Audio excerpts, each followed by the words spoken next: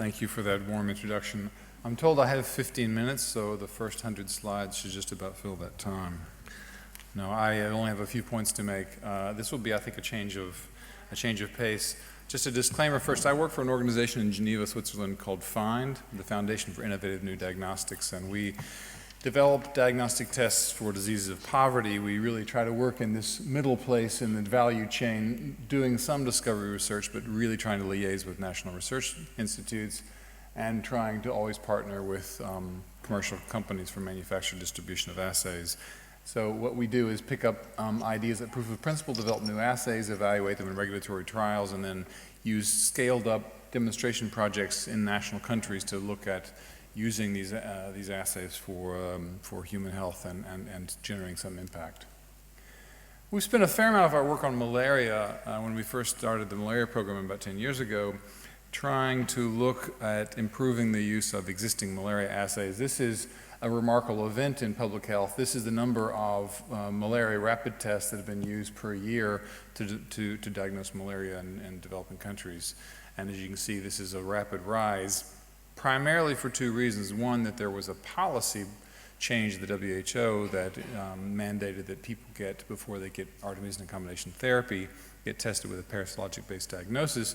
And second, there's the Global Fund for AIDS, TB, and Malaria to fund the uptake of these assays. Our concern was twofold. One, this is a dramatic and wonderful intervention, and that people would finally find out what's wrong with them when they have a fever. But there's the concern that A, people might not trust the assays. Most of the clinicians in the developing world learning that fever equals malaria for many, many years, and changing that paradigm requires that you trust very well the assays that you're using. And the second is that these assays perform about as well as you would like many assays to detect. We'd love to have 15-minute finger prick assays for a whole range of public health diseases. If we can't get this paradigm to work, we're going to have trouble with other diseases as well. So we spent a fair amount of time developing a platform for comparing these assays in real time. Well, not in real time, actually annually. So we've compared about 250 assays. This is a range of them against parasites that are parasite in blood conducted in the field in about 12 geographic regions and diluted down to a known parasite density. We use that platform to compare the performance. And you can see here something that's roughly equivalent to analytic sensitivity. That is, it's a parasite detection score. How many times does 4 different assays from 2 different lots detect this particular sample? And you can see that there's a bunch of assays that perform nearly perfectly and a bunch of assays that perform abominably. And what we'd like to do is encourage users to purchase those that work relatively well. And that has turned out to be an effective approach. And you can see here that it's had a pretty big impact on the field. These are the percentage of tests in public sector use that meet the performance requirements of the WHO, and these are the ones that didn't meet performance requirements, slowly getting squeezed out. And I think this is an effective model. It's expensive. This costs us more than $1 million a year to run this program. But it is, I think, probably necessary if you're going to have diagnostics used on this scale. Diagnostics are not drugs or vaccines. They're not part of an intervention. They are not the intervention. They're part of an intervention. They need to be trusted so that therapy can follow diagnosis.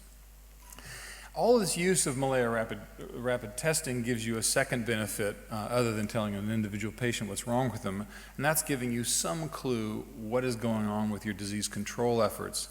This is some dramatic data from Zambia, Livingstone District in Zambia. We've worked with the national program there where they had about 10,000 cases of malaria reported every quarter, and it seemed not to change. They started indoor residual spraying and insecticide-treated nets several years ago and had no change in the reported malaria incidence. They added artemisinin combination therapy in mid-2006 and finally came to us and said, what do you think is going on? We said, why don't we introduce rapid diagnostic tests instead of fever equals malaria, and bingo, malaria went away. Now, of course, RDTs didn't make malaria go away. It was gone a long time ago due to some intervention, but without knowing it was gone, all they could do was flounder and hope that they were making progress. And I think, you know, if you look at the maps published by the WHO about malaria incidence and prevalence, they are shades of gray across the planet. If you look at the polio maps, they are spots on a map where there are individual cases that are typed. And I'm not saying that malaria is going to get there anywhere anytime soon, but if there is the boldness of the Gates Foundation to say we should eliminate malaria, we should at least know where it is and whether or not our control functions are having an impact. So we've spent a fair amount of time looking at more sensitive assays for parasitic diseases, and I'm going to talk about one for a few slides, a technology called LAMP, loop amplification, an isothermal method. You may have heard of this, but it's essentially a very hungry DNA polymerase BST that operates at 67 degrees, and with some clever chemistries around the formation of the primers and the displacement, there is a very rapid amplification where the polymerase never has to get up and leave and resit down on a primer pair. There are 6 primers binding 8 sites, so there's very high specificity in the reaction alone, which means you don't actually have to probe for the amplicon. You can just let huge amounts of byproduct generate, pyrophosphate, for example, and see turbidity or fluorescence. So it gives you a visual readout. You can read it with the naked eye. It's a closed system and runs with relatively simple extraction methods. We can add a microliter of raw feces, urine, blood into the assays, and they run just fine, whereas that completely kills our PCR reactions. So because of the specific attractive qualities of LAMP, we wanted to look at its applicability for a variety of parasitic diseases. We started first with tuberculosis. Tuberculosis is a particularly difficult disease to work with diagnostically because you start with sputum, which is the world's worst matrix. It's different in every patient. It's gooey, drippy, and full of fibrous materials and particulates. So we wanted to make this extremely simple. If I had a comparative protocol here for PCR, it would be astonishing, but here's how simple the LAMP assay is for TB. You take a small bit of sputum, put it into a lysis tube, heat that up for 5 minutes, screw this lysis tube into an absorbent chamber, shake it up, and put 1 drop of that resulting liquid into a tube with a lyophilized reagent, mix that, and put it in the incubator for 40 minutes and read it with the naked eye. The chemistries are very successful. This is looking at just genomes per reaction. We routinely get single genomes per reaction sensitivity. That is, if you can get a genome, a clean genome into the tube, you're very likely to have a positive result. The hard part is getting the clean genome in there in the first place. When you look at what happened, we started this work soon after Notomi and colleagues developed the LAMP assay in the first place. And if you look at what's happened since, there's been a huge number of papers published on what you could do with LAMP. Now, most of those are assays that are homebrew assays done in reference labs with frozen reagents and no commercial supplier.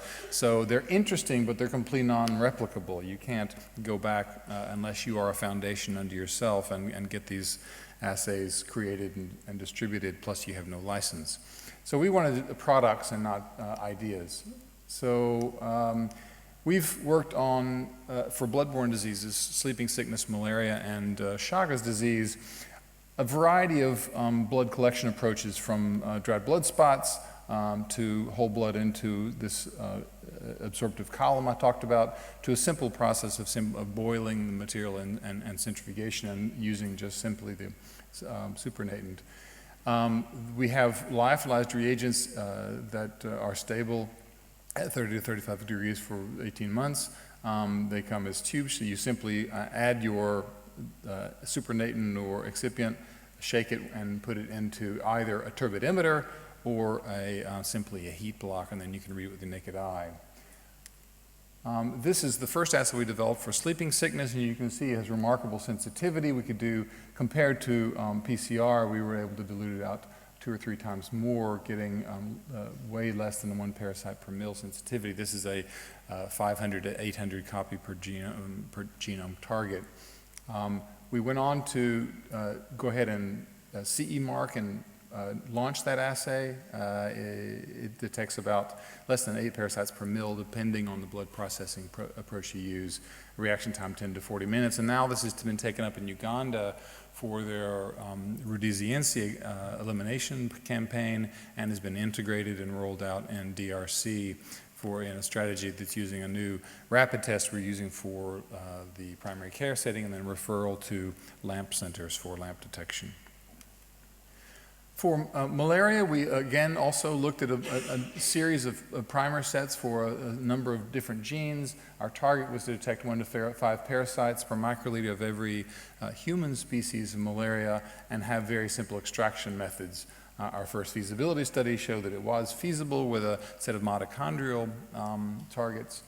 We then went back and optimized those mitochondrial targets with our colleagues at Aiken in Japan, and trialed these in London and in Tororo, Uganda, showing that it could be performed in the field and that sensitivity was very similar to nested PCR, the reference method. You'll see here that the specificity in the Tororo region was not high. We went back and repeated PCR in quadruplicate and triplicate on these samples and found that many of them resolved with testing in this way, that they are just difficulty of stochastic problem getting DNA into reaction tubes. This is now a CE marked kit and launched in 2012. In this study, not surprisingly, nearly 70% of people were positive by LAMP and only 37% positive by microscopy, opening the door to doing detection at low levels of parasitemia, including asymptomatic people. As you know, people are much more likely to be detected by molecular methods than by microscopic methods. Overall, if you go into high prevalence regions, microscopy misses a quarter of all infections versus PCR, and in low prevalence regions, nearly 90% of infections. So if we're going to go into low prevalence regions and try to, if you will, detect and mop up low parasitemia infections, we'll need molecular methods. So in conclusion, the LAMP assay has comparable accuracy to nested PCR, can be performed in endemic settings, has dried down reagents and minimum prep, and raises the opportunities for new strategies for malaria elimination. We've been partnering with the Pasteur in Cambodia, the Karolinska, and Zanzibar and Calchesco in Colombia, looking at using LAMP in elimination strategies in low prevalence, low transmission areas. We'd like to simplify sample processing, add amplification of vivax and other species, and automate the sample handling and reader. So we've now got a 98-well platform that's in development that should be able to test 1,000 patients a day from the back of a truck, so that you could go to an area where you're trying to eradicate the last bits of malaria and go house to house and test whole villages at a time, treating those that are positive. The last few slides are about Chagas. Indeterminate Chagas, of course, affects like 7 million people. Difficult to know the role of PCR molecular testing in indeterminate Chagas because so many are negative, and it makes it very hard to do drug trials. We went for the easy kill, which is the low-hanging fruit here is congenital Chagas. Parasite burdens are relatively high, causes a measurable disease, completely curable if detected and treated early. Seemed a good idea, a good reason to implement a molecular assay. PCR for Chagas has been long available in very many formats, but very limited use in developing countries because of the complexity. So we really wanted to address that specific issue, working with a series of partners. We looked at about 6 different targets and 4 in detail, with looking specifically at our ability to detect a variety of strains. And found a series of 18S primers that gave you very high sensitivity. These are reaction times, as you can see, of 10 minutes or less, that do not cross-react with Leishmania and other trypanosomes. Now, it's encouraging that we can do all this with the LAMP assay from Aiken. It is not the only assay out there in the world that is a near-patient platform. It's very interesting chemistry because of the special features I mentioned earlier, but there are routine PCR approaches now that can be run on platforms that are increasingly made for near-patient use. And these are a series of companies that developed handheld or near-patient assays for platforms for a variety of diseases. None of these companies have seen any use in the developing world, which is a bit odd. These are really developed for emergency rooms and emergency measures, but there's very limited use in the developing world where, in fact, they could have a big role. One of those reasons is because there hasn't been a perceived market or perceived opportunity for molecular tests ever to be used in the public sector in developing countries. To test that hypothesis, we developed with a company called Cepheid an assay for tuberculosis that was extremely simple to use. You simply add a reagent that is bactericidal, makes it safe to work with the sputum, shake it up, and then transfer 2 milliliters into a cartridge, which is essentially a laboratory in a cartridge. It does all the specimen processing, amplification, detection inside this cartridge, inside an instrument. Less than 90 minutes gives you TB detection with the same sensitivity as culture, and gives you rifampin resistance at a cheaper cost than you could do in culture in the developing world. So this has been now being scaled up and relatively dramatically. This is not driven by us or anybody else. This is driven by public sector need in developing countries. These are purchases. And you can see now this is going up 50% per quarter. It's now at about 3.5 million tests. There's about 4,000 modules out there. So for the first time really in history, we have 4,000 sites that have near-patient molecular testing available in developing countries and are doing it millions of times a year. This is a dramatic change and opens the door for some of these other companies to try to enter in similarly into successful markets in the developing world. This is the first product that's developed for the developing world that went there first and only came to London, for example, a year and a half after it was already in use in South Africa. And that is probably a paradigm that we will see more and more in the future. One last slide. We're also working a lot with multiplex quantitative immunoassays on simple point-of-care platforms that are much more sophisticated than lateral flow tests, but give you much more information. This is an assay, a platform by a company called MBio, an evolution waveguide technology. As you can see, they've developed assays for a series of infections, and you can multiplex all of these.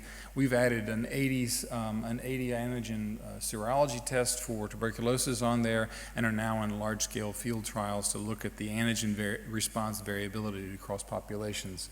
But it gives us the opportunity to think about how you could test for all kinds of host markers, wellness markers, immunoreactions, vaccine take rates, in transmission and infection rates to a variety of pathogens in the field at near point of care at the same time. So in summary, without diagnostic and surveillance information, such as I showed for malaria, our ability to track the impact of disease control efforts is going to be limited. Secondary, special partnerships such as at FIND and elsewhere with industry can enable development, testing, and distribution of sensitive molecular methods for parasite surveillance and disease control. Third, some of these molecular methods have characteristics that make them adaptable to settings outside standard laboratory systems. There are a range of portable multiplex quantitative technologies that are being developed and for use really in developed countries, but have particularly application in developing countries, including for surveillance and vector control.